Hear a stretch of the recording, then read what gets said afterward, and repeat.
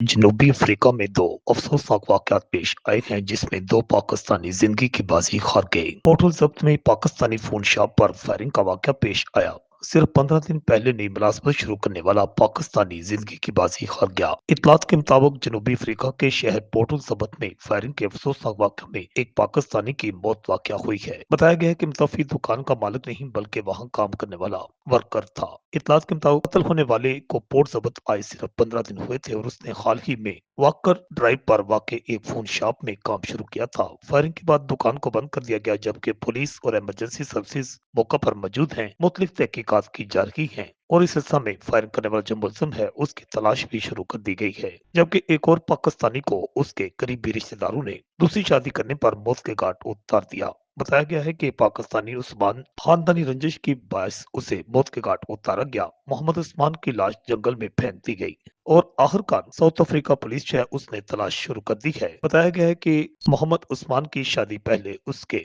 मामू के घर में हुई थी जबकि उसने दूसरी शादी कर ली थी जिसके बाद दिलो तनाजात पैदा हो गए और आखिरकार उस्मान जो है उसे मौत के घाट उतार दिया गया जिसकी लाश जो है जंगल से बरामद हुई है। पुलिस ने इस अंधे कत्ल को ट्रेस भी कर लिया है और मुलजमान की तलाश शुरू कर दी है। इससे पहले भी जिला गुजरात के रहायशी कई अफराद साउथ अफ्रीका में गुज़श्ता 4 सालों के दौरान कत्ल किए गए हैं और ज्यादातर अफराद जो हैं उन्हें सियाफाम डाकुओं की जानिब से मौत के घाट उतारा गया जबकि अब पाकिस्तानियों को पाकिस्तानी भी कत्ल करते हुए नजर आ रहे हैं। रिपोर्ट आकाश न्याजी गुजरात।